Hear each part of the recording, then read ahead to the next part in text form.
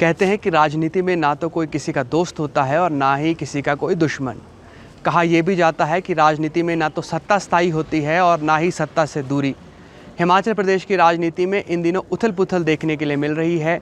हिमाचल प्रदेश में व्यवस्था परिवर्तन वाली सरकार कुछ ऐसा काम कर रही है कि अपने ही विधायक खुलेआम नाराज़गी जाहिर करते हुए नजर आ रहे हैं। हमारे साथ बात करने के लिए हिमाचल प्रदेश के एक ऐसे विधायक हैं जो एकमात्र ऐसे विधायक रह गए हैं जो वीरभद्र कैबिनेट में तो मंत्री रहे लेकिन उन्हें सुख वाली कैबिनेट में जगह नहीं मिली। सुधीर शर्मा जी, बहुत बहुत स्वागत पहले तो आपका। धन्यवाद। मैं आपसे समझना चाहूँगा कि अब आप एकमात्र ऐसे विधायक हैं जो वीरभद्र सिंह की कैबिनेट में तो मंत्री थे लेकिन सुख की कैबिनेट में आपको जगह नहीं मिली। क्या वजह माने इसकी हम?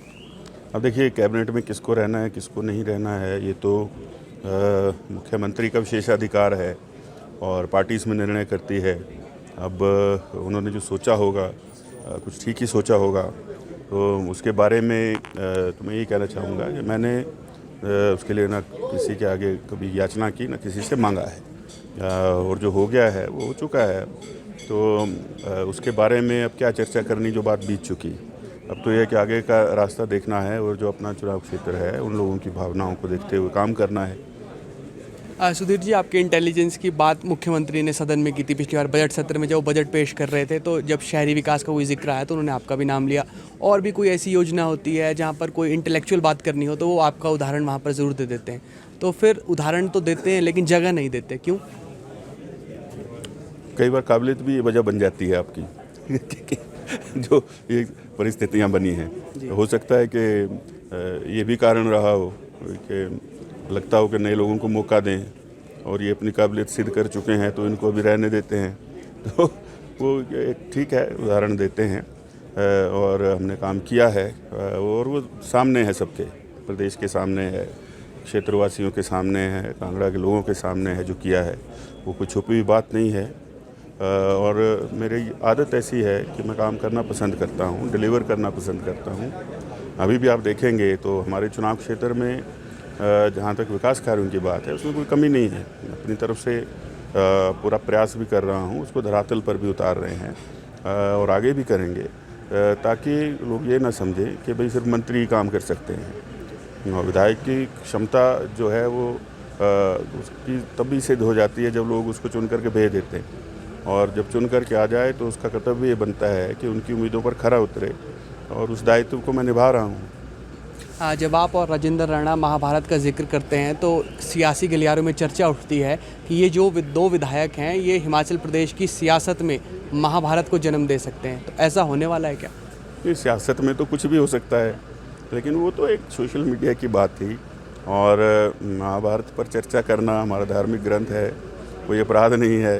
अब उस बात को कोई अन्यथा ले ले तो वो व्यक्ति की अपनी सोच हो सकती है, लेकिन अपने भाव को व्यक्त करना ये कोई गलत बात नहीं है। वो कह देना चाहिए जो मन में हो। तो आपने ये बात कही मुख्यमंत्री से, आला कमान से, कि आप एकमात्र ऐसे विधायक रह गए जहां आपको जगह मिलनी चाहिए थी, वो जगह नहीं मिली। आपने बात रखी है क्या अभी तक? नहीं, वो मेरे रखने का तो कोई उसमें प्रश्न ही नहीं। वो तो पता है, मुख्यमंत्री जी को पता है, आला कमान को भी पता है, और ये अच्छा भी नहीं लगता मेरे जैसा व्यक्ति जो आत्मसम्मान से भरा हुआ व्यक्ति हो वो क्यों जा कर के इस तरह की बात करेगा। और जो हो चुका है वो सबके सामने है, वो समय तो निकल गया है, अब आगे का देखना है और लोगों के लिए काम करना है। कांगड़ा की एक महिला नेता हैं, वो एक दिन एक इंटरव्यू में कह रही थी कि कांगड़ा के नेता कभी एकजुट नहीं रहे और यही वजह रही कि कांगड़ा हमेशा बैकफुट पर रहा। कांगड़ा में सबसे ज़्यादा सीटें हैं, कांगड़ा में बड़े बड़े नेता हुए, लेकिन बावजूद इसके कांगड़ा को वो जगह नहीं मिली जो उसे मिलनी चाहिए। अब जानकारी ये है कि वही महिला नेता आपके हाथ रोक रही हैं कि आपको कैबिनेट में जगह ना मिले। नहीं, पता नहीं मुझे, मैं तो कोई ऐसी महिला को नेता को जानता नहीं हूँ, और अगर वो नेता रही हैं तो उनको भी अपने वक्त में प्रयास करने चाहिए थे। वो लोग क्यों नहीं बने, और अब जो अगली पीढ़ी आई है उस पर दोषारोपण क्यों करते हैं? तो जब अपने समय में आप कुछ नहीं कर पाए तो वर्तमान को क्यों दोष दे रहे हैं? और ऐसा नहीं कि लोग इकट्ठा नहीं हैं, लोग इकट्ठा हैं, लेकिन कई बार समीकरण परिस्थितियाँ ऐसी बन जाती हैं कि जो लोग सोचते हैं उससे अलग कोई चीज़ें हो जाती हैं, तो उसमें नेताओं को दोष दे देना या कांगड़ा की जनता को दोष दे देना जो है ये उचित बात नहीं। वो कांगड़ा से होकर के कांगड़ा के लोगों को दोष दे देना ये तो उससे भी बड़ी गलत बात है। सत्र में आप जब शीतकालीन सत्र था पिछली बार तो वहाँ से आप नदारद रहे कुछ बैठकों से, उसके बाद कोई अहम बैठकें हुई, विधायक प्राथमिकता की बैठक हुई, वहाँ भी आप नहीं आए, तो एक मैसेज जा रहा है खुलेआम नाराज़गी का। तो इसलिए मैं पूछ रहा हूँ कि नाराज़ तो होंगे आप क्योंकि जगह नहीं मिली सत्ता में। नहीं, नाराज़गी की कोई बात नहीं है। और जहाँ तक विधायक प्राथमिकता की बात है, उसमें ऑनलाइन प्रावधान है, हम लोगों को पासवर्ड और उसका सब कुछ दे रखा है एक्सेस, उस पर पहले से प्राथमिकताएं चढ़ा दी गई थी। तो फिर मीटिंग में आकर के आप जो है उस प्राथमिकता के अलावा तो कुछ किसी को मिलता नहीं है, तो हमने वो कर दिया था। तो मैंने कहा भाई अब इतना दूर अगर आकर के आना है और वहाँ पर बैठ के फिर वही बात दोहरानी है, तो जब प्राथमिकताएं दे दी गई हैं तो उसमें कोई औचित्य नहीं बनता आने का। दूसरा जो धर्मशाला का सत्र जब हुआ तो उस समय थोड़ा मेरी तबीयत ख़राब थी, तो मैं 2 दिन ही जा पाया। वो छोटा सत्र था जी। तो उसमें सारी मीटिंगों में उपस्थित नहीं था, पर वो नाराज़गी उसमें कुछ नहीं है। मिलने भी आए मुख्यमंत्री आपसे उसके बाद जब सत्र खत्म हुआ? वो इसीलिए आए थे कि वो पूछने आए थे कि भाई तबीयत कैसी है और ये बातें, उसमें कोई राजनीतिक बात या कोई सरकार की बात हमारे बीच नहीं हुई है। हमें जानकारी मिली कि आपको कहा कि आप पार्टी अध्यक्ष बन जाइए, ऐसी कोई बात हुई थी? नहीं, पार्टी अध्यक्ष तो हमारा केंद्र का हाईकमान जो है वो बनाता है, तो उनकी तरफ से ऐसा कोई प्रस्ताव नहीं है और ऐसी कोई अभी चल भी नहीं रहा है, क्योंकि लोकसभा चुनाव आ गया। तो अब तो इतनी जल्दी में अध्यक्ष नहीं बदले जाएंगे, जो भी होना है अब लोकसभा के चुनाव के बाद ही होना है। लोकसभा चुनाव से पहले राज्यसभा चुनाव आ रहे हैं, भारतीय जनता पार्टी ने चौंका दिया है। हर्ष महाजन जो आप ही के दल से भाजपा में शामिल हुए, वो अब राज्यसभा का चुनाव लड़ रहे हैं। वो कह रहे हैं कि मेरा मैथमेटिक्स अलग है और मैं बताऊंगा 27 तारीख को कि मेरे साथ कितने विधायक हैं, और वो कह रहे हैं कि खेल कर देंगे 27 तारीख को। तो इस पर आपका क्या टेक है सर?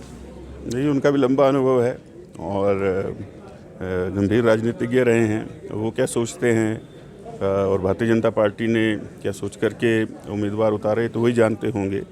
लेकिन हमारे जो उम्मीदवार हैं उन्होंने भी आज नामांकन किया है, तो कांग्रेस पार्टी के लोग एकजुट होकर उनको मतदान करेंगे। उसमें मुझे लगता नहीं है कि कोई कुछ ऐसा होने की आशंका है। 2 हफ्ते सर उनके पास प्रबंधन के लिए कहीं, क्योंकि उनकी छवि भी प्रबंधक के तौर पर ही है, भाजपा लेकर भी उन्हें इसीलिए गई थी कि प्रबंधन कुछ करेंगे विधानसभा चुनाव से पहले। तो वो विधानसभा में तो नहीं हो पाया प्रबंधन, तो राज्यसभा में उसकी कमी ना पूरी हो जाए कहीं? वो तो 27 तारीख को सामने आएगा क्या होना है, लेकिन ये राज्यसभा के लिए मतदान है और मुझे लगता नहीं कि कुछ ऐसा हो पाएगा इसमें। लोकसभा चुनाव भी आ रहे हैं, आपका नाम चर्चा में लोकसभा चुनाव लड़ने को लेकर। हिमाचल कांग्रेस अध्यक्ष प्रतिभा सिंह ने कहा कि जो बैठक हुई उसमें सुधीर शर्मा के नाम पर भी हमने चर्चा की है कि उन्हें कांगड़ा से चुनाव लड़ाया जाए। आप चुनाव लड़ेंगे? मैंने तो पहले ही कहा है कि भाई जब आपको ये लगा कि ये व्यक्ति मंत्री बनने के लायक भी नहीं है, तो ये व्यक्ति आज एकदम से ऐसे कैसे लायक हो गया कि ये लोकसभा का चुनाव लड़ लेगा। तो उसमें तो पूरा कांगड़ा और चंबा है, तो उसमें तो ऐसे लोगों को लेना चाहिए जो अभी सत्ता का केंद्र है, सरकार में है, जिनको काबिल समझा गया है। हो सकता है वो अच्छा परफॉर्म करें, मौका देना चाहिए, परिणाम आएंगे तो पता चलेगा। आप राम मंदिर भी गए 22 जनवरी को, कैसा अनुभव रहा राम मंदिर का? वह प्राण प्रतिष्ठा में उन चंद लोगों में आप भी शामिल थे जो उन्होंने प्राण प्रतिष्ठा को साक्षात अपने सामने देखा, कैसा अनुभव था आपके लिए? देखिए, बहुत अच्छा अनुभव था और हमारे जीवन काल में, शायद हमारे पूर्वजों के जीवन काल में भी, आने वाली पीढ़ियों के जीवन काल में भी ऐसा क्षण नहीं आएगा। सौभाग्य की बात है, मैं वहाँ पर था, पूरे श्रद्धा भाव से गया था और बहुत अच्छे दर्शन वहाँ पर हुए। बहुत भव्य मंदिर बना है। हमने तो अपने चुनाव क्षेत्र में भी अगले महीने से लोगों को कहा है कि उनके लिए यात्राएं शुरू करेंगे, लोग जाएं, देखें और प्रभु श्री राम के दर्शन वहाँ पर करें। अब भगवान राम पर यूँ तो किसी पार्टी का अधिकार नहीं, ना ही वो किसी के विशेष तौर पर हैं। भगवान राम सबके ऐसा कहा जाता है, लेकिन भगवान राम की जब कोई बात करता है तो उसे भाजपा से जोड़कर देखा जाता है। और आप राम मंदिर जब गए या फिर आपने तारीफ़ की कि ऐसा भव्य काम हो चुका है, तो फिर भाजपा से जोड़कर आपको देखने लग जाते हैं जानकर। नहीं, वो तो ठीक है, वो लोग ऐसा सोचते होंगे। राम किसी के नहीं, राम सबके हैं, एक पार्टी की नहीं है। उसी भाव से हम लोग गए थे और अगर उसको राजनीतिक नज़र से कोई देखता है तो मैं समझता हूँ वैसे नहीं देखना चाहिए। सभी के लिए प्रभु के द्वार खुले हैं और कौन जाता है, कब जाता है, अब उसको अगर राजनीतिक मोड़ देना चाहें तो जो दे रहे हैं, मुझे लगता है कि उनको इन चीज़ों से बचना चाहिए। अबू धाबी में जो मंदिर का लोकार्पण कल किया प्रधानमंत्री ने, वो भी आपने सोशल मीडिया पर अपने शेयर किया। उसके बाद दोबारा चर्चा पकड़ ली कि सुधीर शर्मा लग रहा है कि अब कुछ भाजपा की तरफ कदम बढ़ा रहे हैं। तो ऐसा नहीं लगता कि आप भी शायद ऐसे चर्चा चाहते हैं कि चर्चा हो जाए एक बार, तो फिर वो चर्चाओं को जन्म मिला रहे, और आप भी यही चाह रहे हैं? नहीं नहीं, ऐसा नहीं है। देखिए, विदेश की धरती पर पहले ही बार इतना भव्य मंदिर बना, और वो भी यूनाइटेड अरब अमीरात में बना, और वहाँ के जो किंग हैं वो खुद वहाँ थे, प्रधानमंत्री वहाँ गए, बैप्स जो संगठन है उन्होंने उसको बनाया बहुत सुंदर। तो एक गौरव की बात थी, इसलिए उसको मैंने शेयर किया कि लोग देखें जो मेरे साथ सोशल मीडिया पर जुड़े हैं कि किस तरह का मंदिर बना है, कितना भव्य है। तो गर्व की बात है हमारे लिए, सब भारतवासियों के लिए, कि आज इतना बड़ा मंदिर वहाँ पर बना है। तो इसीलिए उसको मैंने, जो मेरे साथ लोग जुड़े हैं सोशल मीडिया पर, उनके लिए शेयर उस पर किया। उसको अन्यथा नहीं लेना चाहिए। सुधीर शर्मा और राजेंद्र राणा अक्सर एक साथ नज़र आते हैं, विधानसभा में एंट्री हो, विधानसभा से एग्जिट हो, या जीप में कोई रोड शो करना हो, आप दोनों साथ नज़र आते हैं और आप दोनों नाराज़ भी हैं, तो उसके भी तो लोग मायने निकालते हैं फिर। देखिए, वो निकालते रहें, और राणा जी के साथ तो मैं आज से थोड़ी हूँ, वो जब निर्दलीय विधायक चुन करके आए मैं तब से उनके साथ हूँ। फिर हम लोग उनको कांग्रेस में लाए, उन्होंने चुनाव भी लड़े, तो वो तो पुरानी दोस्ती है। तो उसको अगर ये देख लें कि भाई ये कुछ कर रहे होंगे, तो दो लोगों से क्या इतना डरना है, तो दो लोग क्या कर लेंगे, और इकट्ठा हैं तो अच्छी बात है। अब कम से कम अपना दुख सुख तो साझा करते होंगे। क्या दुख साझा करते हैं सर आप दोनों, क्या बातें करते हैं आपस में फिर कभी ऐसा, क्योंकि आपके दोनों के नाम थे मंत्री पद को लेकर?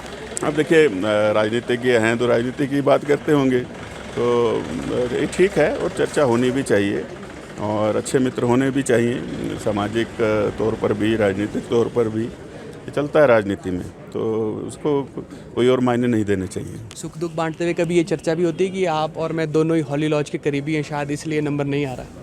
नहीं, हॉली लॉज के करीबी होना और स्वर्गीय वीरभद्र सिंह जी के साथ होना, उनके मंत्रिमंडल में काम करना गर्व की बात है। मुझे मौका मिला, सौभाग्यशाली हूँ कि इतने अनुभवी व्यक्ति के साथ मैं रहा, उनसे सीखा बहुत है। उसकी सज़ा भी मिले तो वो अच्छी बात है, उसमें कोई दुख की बात नहीं है।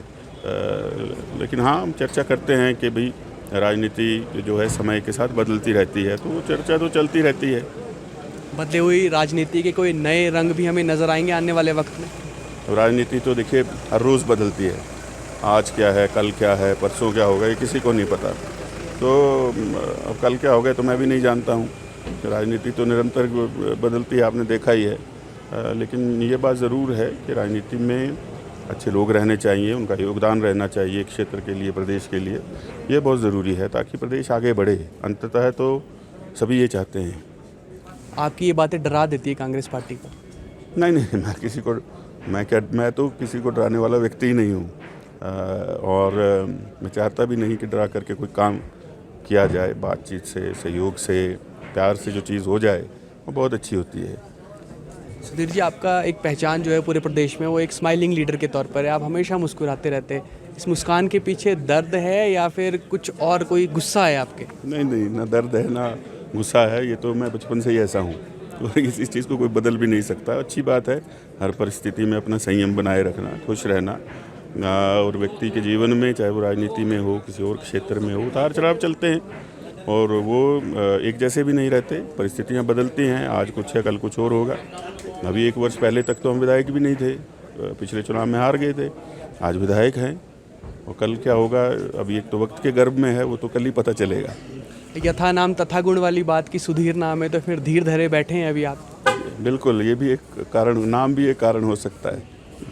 सर, आपने समय दिया, आपका बहुत बहुत शुक्रिया। धन्यवाद आपका। तो हिमाचल प्रदेश के स्माइलिंग लीडर सुधीर शर्मा हमारे साथ थे, और सुधीर शर्मा की नाराज़गी किसी से छिपी नहीं है, और लगातार सुधीर शर्मा का ये कहना कि राजनीति अनिश्चितताओं का खेल है, कभी भी राजनीति में कुछ भी हो सकता है, ये कांग्रेस पार्टी को डराता है। कि डर आगे किस कदर आगे बढ़ेगा और किस दिशा में करवट लेगा, ये आने वाला वक्त बताएगा। फिलहाल के लिए इतना ही, आप जुड़े रहिए ABP लाइव के साथ।